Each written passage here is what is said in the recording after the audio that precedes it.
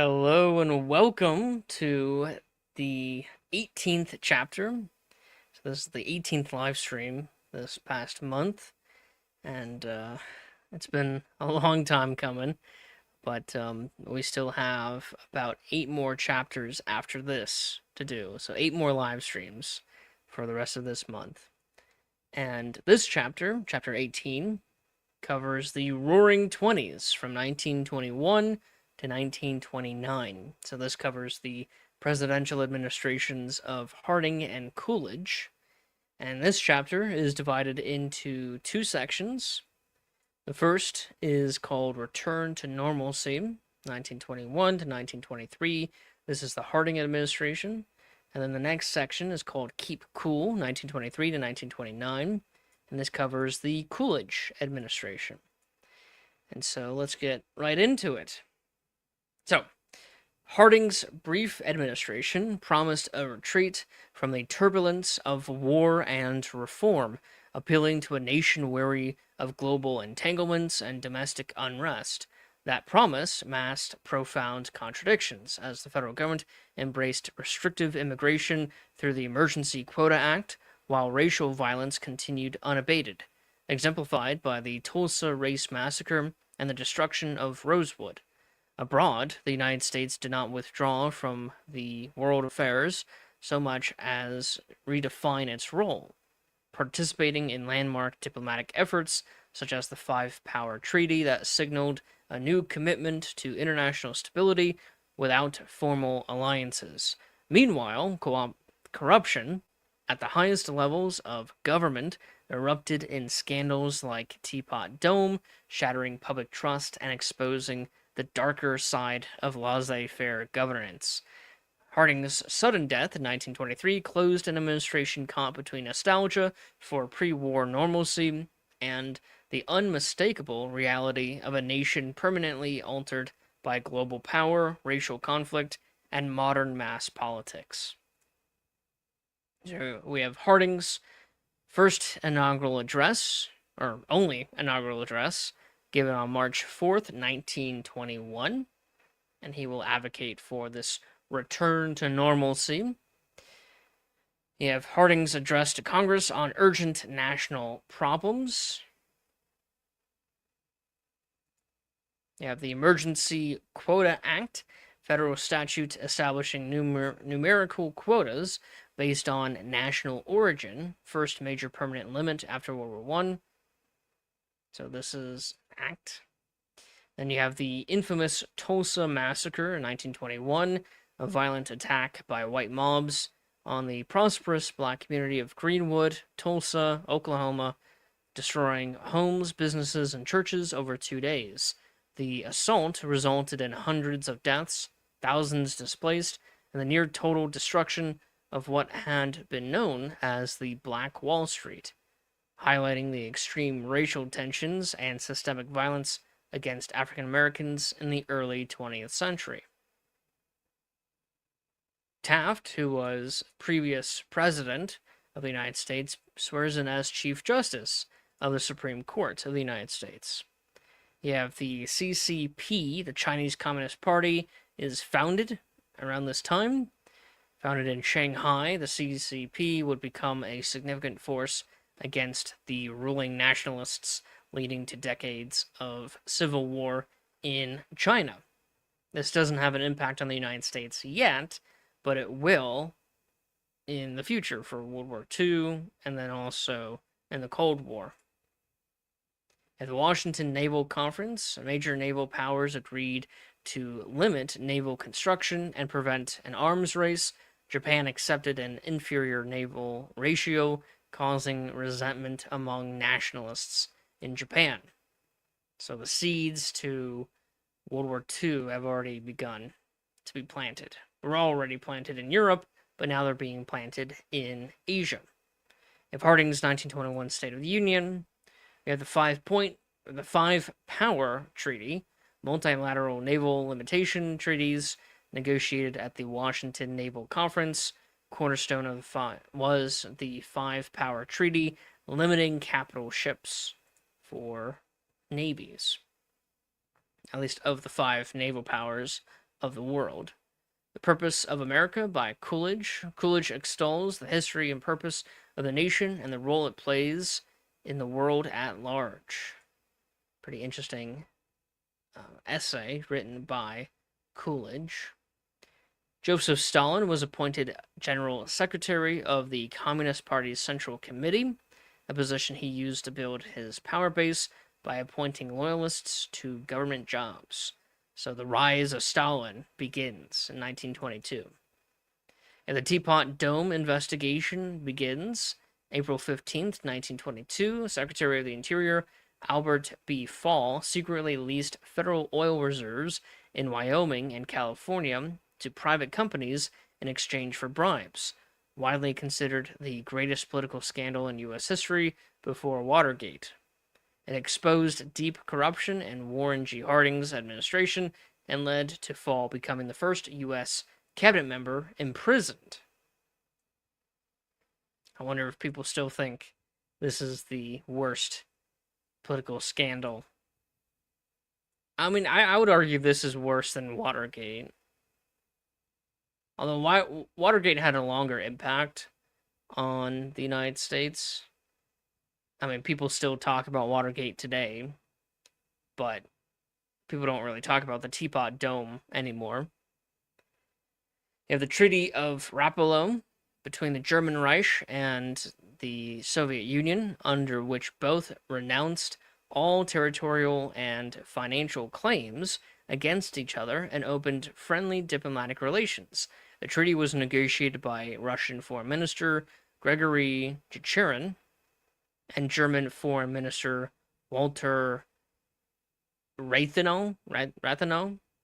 It was a major victory for Russia, especially and also Germany, and a major disappointment to France and the United Kingdom. The term Spirit of Rapallo was used for an improvement in friendly relations between Germany and Russia. The secret military cooperation between Germany and the USSR violated the Treaty of Versailles. So the Treaty of Versailles is already being violated, even though it's only been implemented for 2 years at this point. Less than 2 years. Let's see, Fordney-McCumber Tariff. Major tariff legislation that raised duties and protected many American industries. The Meaning of Democracy by Coolidge. Coolidge ponders for the people the meaning, impact, and purpose of democracy.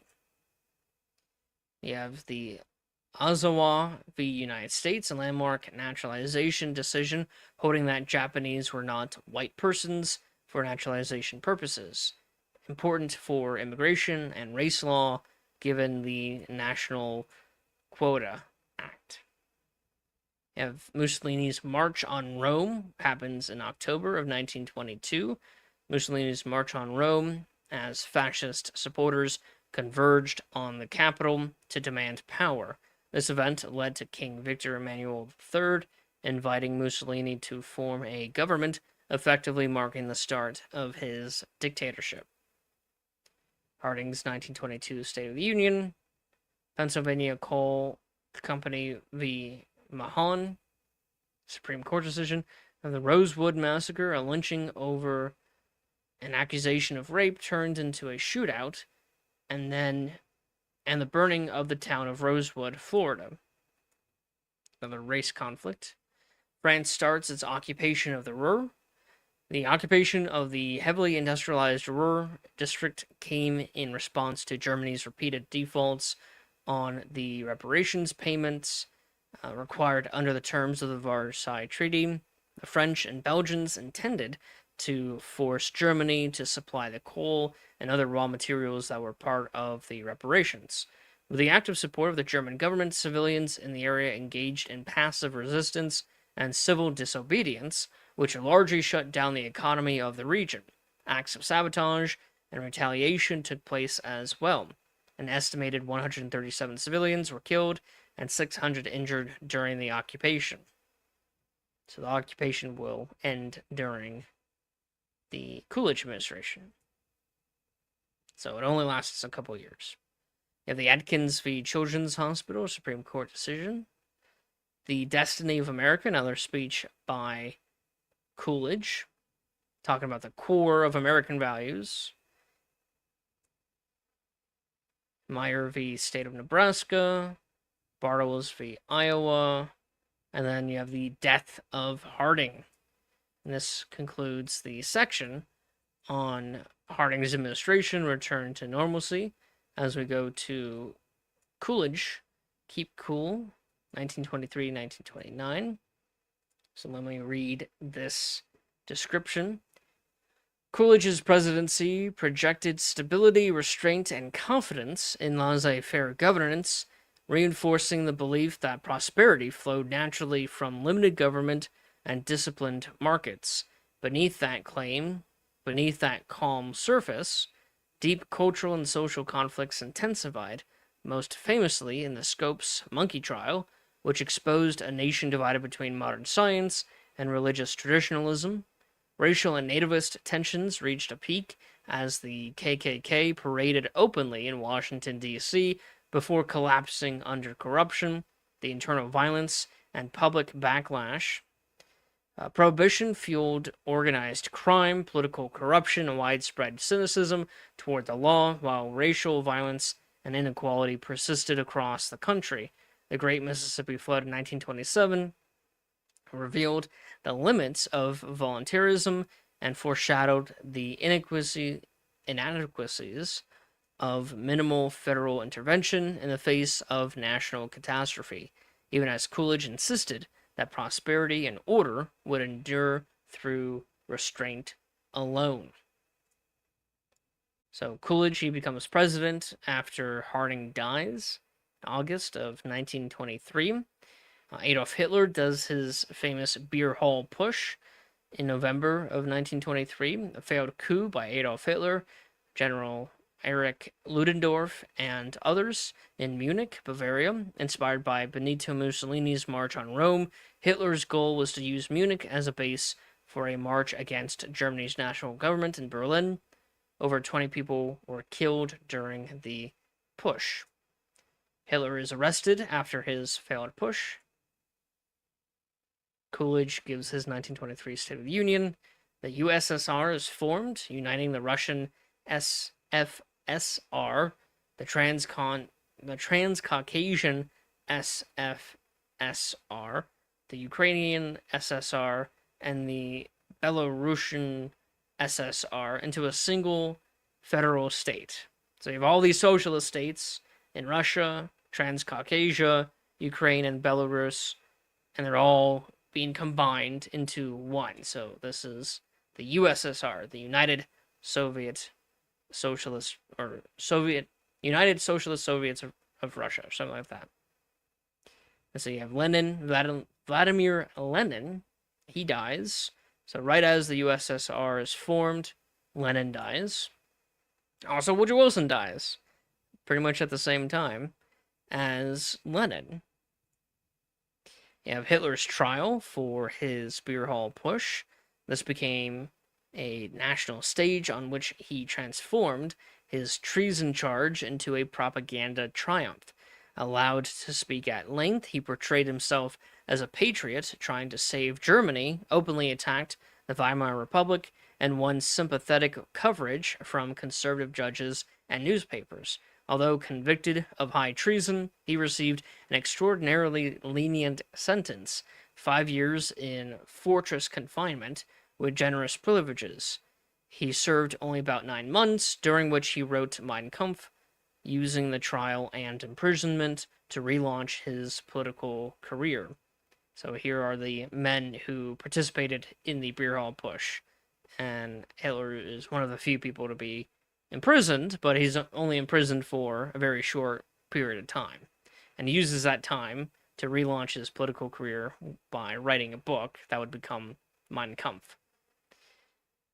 See, Coolidge gives a speech, Freedom and Its Obligations. Coolidge speaks to commemorate lost soldiers and remind his listeners of the responsibility to maintaining our union and peace by taking personal responsibility. So the Roaring Twenties isn't as roaring as, books like Great Gatsby makes it out to be. There was a lot of poverty in the United States, a lot of uh, economic troubles.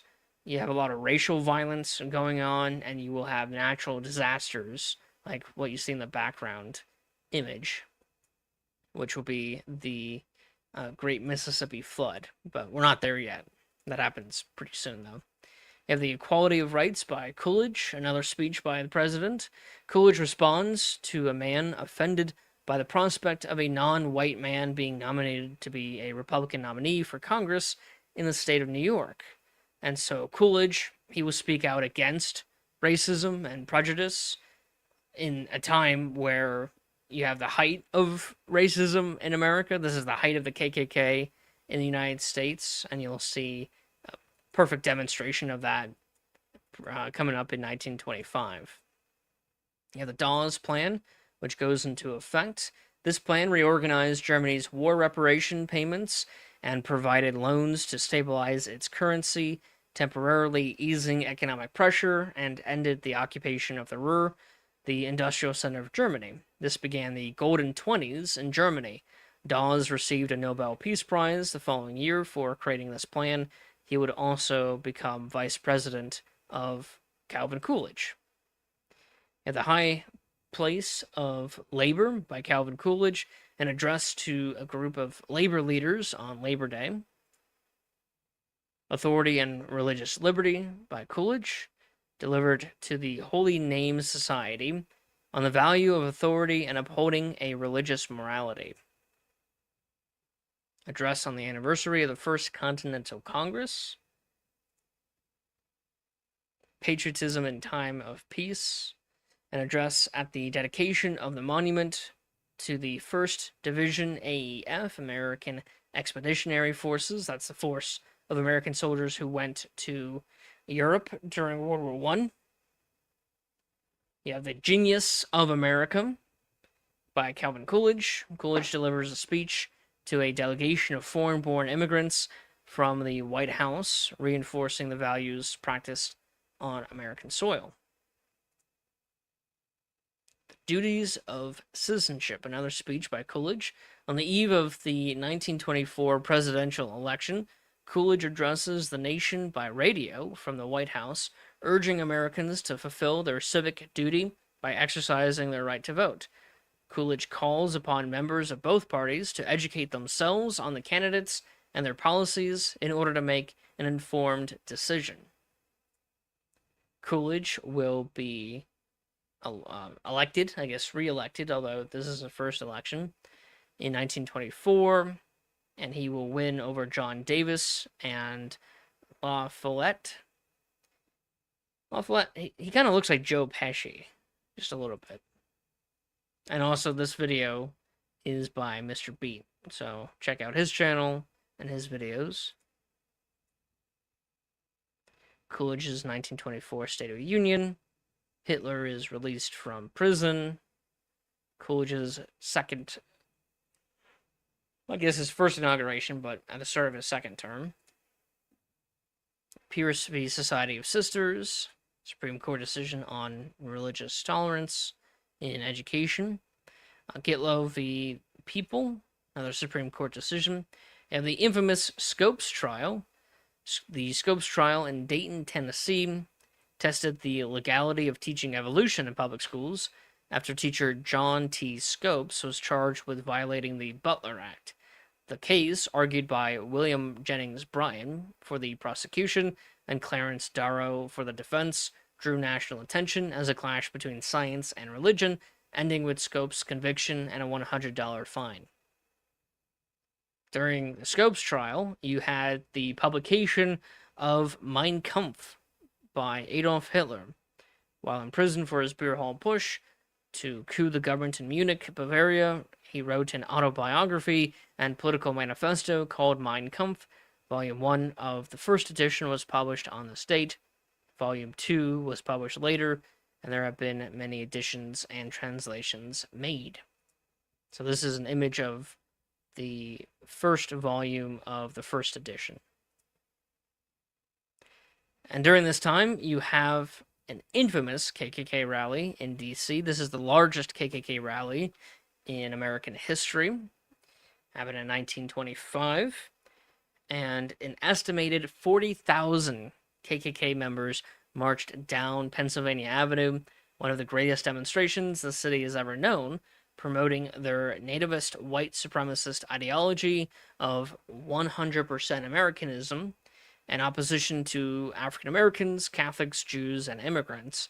Although intended as a show of strength, the rally marked the climax of Klan visibility in D.C., rising public backlash and internal scandals soon after led to such mass demonstrations ceasing in the capital.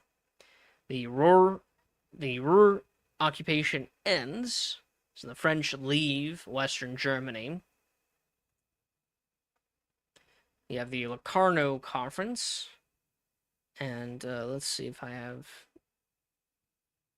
Mussolini. I thought it was, yeah, he's right here. Mussolini is at this Locarno Treaty.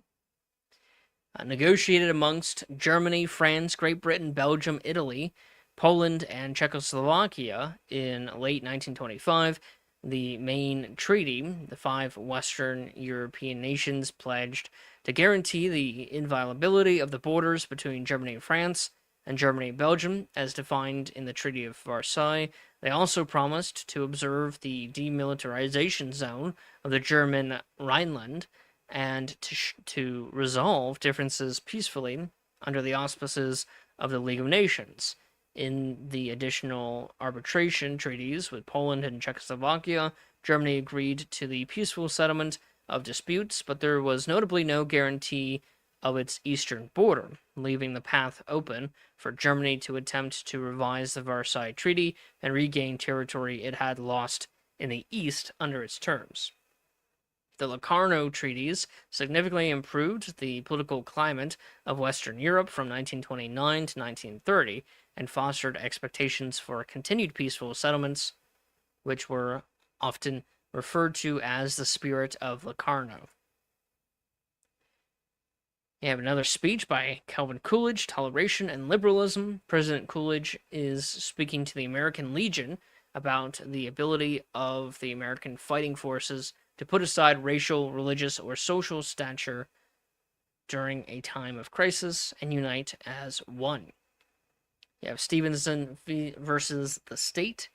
D.C. Stevenson, Grand Dragon of the Indiana KKK, was convicted of second-degree murder as well as rape and kidnapping for brutally assaulting Madge Oberholzer. The trial's revelations of Klan corruption and violence, along with Stevenson's later disclosures of political bribery, accelerated the rapid collapse of the Klan's influence in Indiana and nationally. Another speech by Calvin Coolidge on government and business. I think this is where Coolidge says, the business of America is business. I think that was a Calvin Coolidge quote. That might have been Hoover. I'll have to double check that. Coolidge, 1925 State of the Union. You have Mellon-Berenger Agreement. The agreement greatly reduced the amount owing by France, with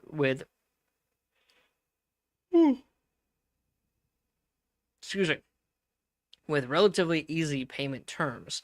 However, it was deeply unpopular in France, whose people felt that the United States should waive the debt in light of the huge losses of life and material damage that France had suffered, or at least link payments to reparations from Germany. Ratification by the French Parliament was delayed until 1929.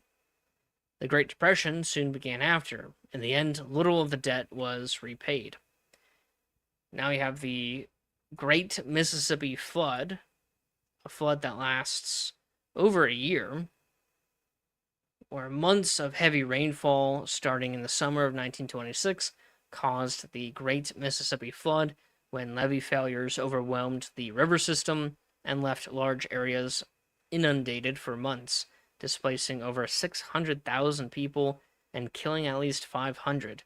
The federal government and Red Cross organized massive relief efforts, but the disaster's scale led to the Flood Control Act of 1928, giving the Army Corps of Engineers expanded authority to build stronger levees and floodways. You have the inspiration of the Declaration, a speech by Calvin Coolidge celebrating the 150th anniversary of the signing of the Declaration of Independence. So this was 100 years ago, the speech by Calvin Coolidge, 150 years after the Declaration of Independence. Germany is finally admitted into the League of Nations on September 8th, 1926. And you have the last of the major KKK rallies in D.C. This had approximately 30,000, 10,000 less than the previous year. Klan members paraded down Pennsylvania Avenue in Washington, D.C., promoting nativist, white supremacist messaging, including slogans like 100% Americanism and opposition to immigrants, Jews, Catholics, and Black Americans. The rally failed to match the 1925 gathering scale, and mounting internal scandals, especially the recent revelation of violent crimes and corruption among Klan leadership, undermined public support, making it the last major Klan rally held in the capital. So now the Klan will be going downhill in popularity, which is a good thing. So the height of the KKK was 1925, and now it's going away, even though they never disappeared entirely, sadly. So Coolidge's 1926 State of the Union, December 7th. You have Buck v. Bell, a Supreme Court decision about eugenics, and I have this video here by Mr. Beat. I have all of his Supreme Court briefs videos on the timeline and election videos. So check out his channel and watch this video and subscribe to him if you think you like his content. We have President Coolidge commutes Marcus Garvey's sentence. A stipulation of the commutation is that Marcus Garvey is to be deported. So Marcus Garvey is a black civil rights leader during the 1920s. He gets arrested, and although Coolidge will commute his sentence, Marcus Garvey would have to be deported. He wasn't born American, so he wasn't an American citizen. Coolidge's 1927 State of the Union address. You have the address before the Pan American Conference by Calvin Coolidge, speech reiterating the good of having faith in people and the importance of maintaining good principles for the people in order to keep that faith. Address to the Society of the Daughters of the American Revolution by Calvin Coolidge, speech to the Society of the Daughters of the American Revolution in Washington, D.C., commending their effort, progress, and dedication to constitutionalism, federalism, and liberty. Address at Gettysburg Battlefield by Calvin Coolidge, commemorating lives lost and paying tribute to the grand sacrifice made on the Gettysburg field, calling for the effort of the people to defend their country in honor of lost soldiers. So a lot of people will say that Calvin Coolidge was like Silent Cal, or, saying that he was quiet. He gave a lot of speeches. Maybe not as many as, someone like Trump today, sure, but it's not like he was completely silent. He voiced his opinion a lot, and I've added a bunch of his speeches to the timeline. You have the Kellogg-Briand Act, or Pact. The Kellogg-Briand Pact was an international agreement that condemned recourse to war for resolving disputes and renounced it as an instrument of national policy. While 64 countries eventually signed, the pact was ineffective at preventing war due to a lack of enforcement mechanisms and allowing for interpretations such as self-defense, which the Germans and the Soviets will use. It is considered a historical symbol of the desire for peace after World War I, though its practical impact was limited. So, for example, Germany under Hitler will call the war that we call World War II, they will call the war the defensive war, while they're on the offensive against Poland and Germany, or against Russia and other European countries, France, Belgium, England. So it's a offensive defensive war. The USSR implements the first 5-year plan under Stalin. So the USSR's first 5-year plan launched a crash program of forced industrialization and agricultural collectivization aimed at transforming a predominantly peasant society into a modern industrial economy. The state poured enormous resources into heavy industry, steel, coal, machinery, while coercive collectivization dismantled traditional rural life, triggering famine, mass deportations, and widespread resistance. Around 6 to 9 million people died, with over half coming from Ukraine, and the second largest population affected being Kazakhstan. In Ukraine, this famine would be called the Holodomor Massacre or genocide. Let's see. Despite immense human suffering and chronic inefficiencies, the plan succeeded in rapidly expanding industrial output and consolidating Stalin's political control over both party and countryside. You have Hoover's infamous rugged individualism speech. So, rugged individualism will be one of Hoover's slogans. You have the election of Hoover. He wins over Al Smith. Coolidge's 1928 State of the Union. You have the St. Valentine's Day Massacre, and I have an image of that massacre if you want to check it out. I'm not sure how YouTube will appreciate such an image, so I'm not going to show it on this live stream. But if you're interested, you can go to my website and look up all these images. Some of it is probably not appropriate for YouTube. Let's see, commencement address at George Washington University by Calvin Coolidge. In this speech, Calvin Coolidge delivers his last formal address as president and imparts his wisdom to the graduates of George Washington University. So at this time, the practice or tradition of a farewell address has not been made yet. That won't start until Truman, after World War II. And so most presidents would just give a regular speech and use that as their farewell address. Some presidents would use their last State of the Union address as their farewell address. But it wasn't a tradition for every president to give a farewell address until Truman. And this concludes this section. This also concludes this chapter. This chapter has been chapter 18, The Roaring Twenties, from 1921 to 1929. So if you're interested in looking at this website and these resources, you can go to www.tarpeia.us. Tarpeia is spelled TARPEIA.us. We are an educational nonprofit, a 501c3, so all donations are tax deductible. And our website is free to use. There's no ads, no paywalls, no special library access needed. It's free to use. It's open for everyone. It's best viewed on desktop. There is a mobile version, but it's best viewed on desktop version. So check it out. Check out our charity.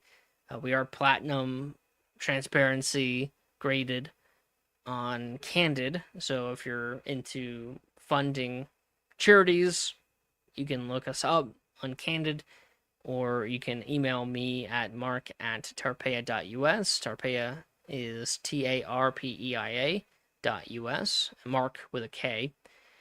And I'll give you information like our EIN, which is also on our website at the bottom of the page here.